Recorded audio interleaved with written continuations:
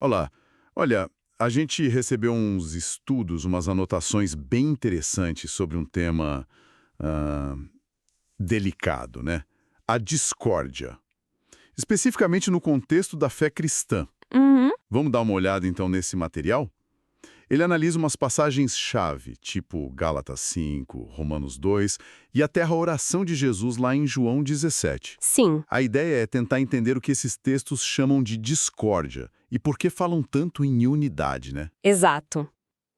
E olha, o ponto de partida em vários desses textos é interessante. É a palavra grega eritheia. Eritéia. Isso, que geralmente traduzem como discórdia, facção, mas logo de cara a análise que fizeram mostra que não é um simples não concordo com você. Ah, não é só discordar, então. Não. Parece que tem mais a ver com, tipo, um espírito de partido, sabe? Uma ambição meio egoísta, de querer se promover. Interessante. Um dos textos até comenta que essa eritéia, lá em Gálatas 5:20, carrega essa ideia de rivalidade mesmo, de querer se colocar acima, às vezes até de um jeito meio esperto, usando de astúcia. Uhum. Falam até que Aristóteles usava essa palavra para descrever político buscando cargo de forma desonesta. Nossa, que ligação forte. Pois é. Será que biblicamente essa discórdia era vista quase como uma jogada suja dentro da comunidade? É uma leitura que o material sugere, sim, e eles conectam isso direto com o exemplo clássico lá de Corinto, né? 1 Ah, Coríntios. sim. O eu sou de Paulo, eu sou de Ápolo. Exatamente, aquela divisão toda e a pergunta que o texto bíblico levanta ali e que esses estudos ressaltam é fundamental.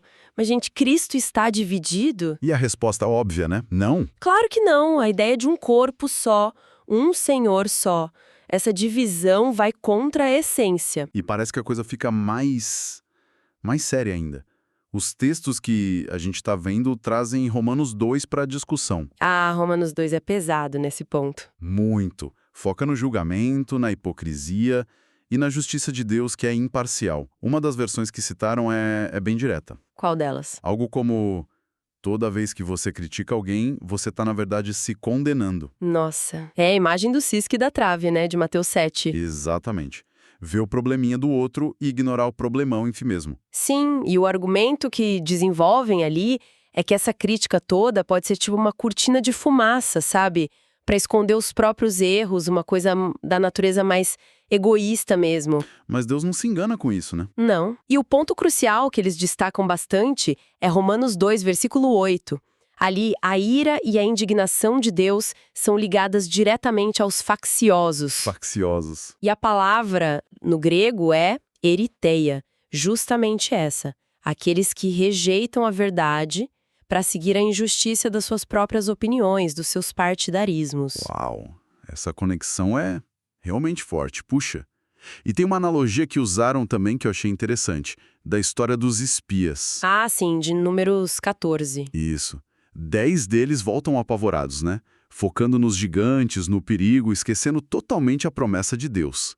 Basicamente, declararam a derrota antes de lutar. E a resposta de Deus é dura, né? Sim, o texto diz que Deus fala: vou fazer com vocês exatamente o que eu ouvi vocês pedindo. Como isso se encaixa aqui na questão da discórdia? Então, a leitura que o material propõe é um alerta, sabe? Sobre o peso do que a gente fala. Declarar medo, incredulidade, focar no negativo, como os espias fizeram, isso poderia, de alguma forma, meio que dar legalidade a um resultado ruim. Entendi. Tipo, as palavras têm poder de construir ou destruir a fé, a unidade. Exatamente. E isso se conecta com a outra parte de Romanos 2 que eles exploram, que é a imparcialidade de Deus, ali nos versículos 6 a 11. Que diz que Deus retribui a cada um segundo o que fez, né? Sem favoritismo. Isso. Judeu, grego, não importa. A regra é a mesma para todos. A análise desses textos aponta que a justiça e o amor de Deus se encontram na cruz. Mas fora desse caminho da verdade do sacrifício, O que sobra é... o que sobra, segundo esses estudos, é inimizade, é condenação, é a manifestação dessa eritheia. O padrão de Deus é justo e imparcial, contra quem rejeita a verdade e promove divisão. Ok. Então a gente viu a definição da Eritéia, o perigo dela em Corinto, a seriedade ligada ao julgamento em Romanos. Se essa discórdia é tão ruim assim, qual é a saída? O que o material aponta como antídoto? Lá em João 17. Ah, a oração sacerdotal. Essa mesma.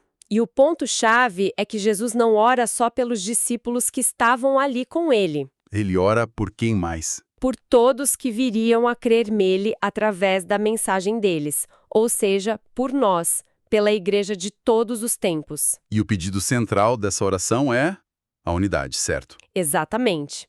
João 17, versículos 20 e 21 são o coração disso. Para que todos sejam um, Pai, como tu estás em mim e eu em ti, que eles também estejam em nós. Para que o mundo creia que tu me enviaste. Essa parte é fundamental, a unidade como testemunho. É o maior testemunho, segundo essa oração e a análise feita. E como alcançar essa unidade? Jesus mesmo diz: sendo santificados pela palavra que é a verdade e permanecendo no amor de Deus. Então, para a gente fechar o raciocínio aqui, baseado nesses estudos, a discórdia, essa eritéia, não é só uma opinião diferente. É descrita como uma força bem destrutiva Sim, que nasce do egoísmo, do partidarismo. e que fragmenta a comunidade, se opondo à verdade, e leva a um ciclo negativo, quase como os espias lá atrás. Perfeito. E o contraponto é sempre essa busca ativa pela unidade. Uma unidade que não é forçada, mas que nasce da verdade da palavra, do sacrifício de Cristo e de viver esse amor uns pelos outros. Uma unidade que reflete o próprio Deus, que não faz acepção de pessoas. Exatamente. A resposta de Deus é universal, não parcial. Faz todo sentido. Bom, fica então uma reflexão, né? Baseada nesses materiais todos, como é que a gente pode, no dia a dia, cultivar mais essa unidade?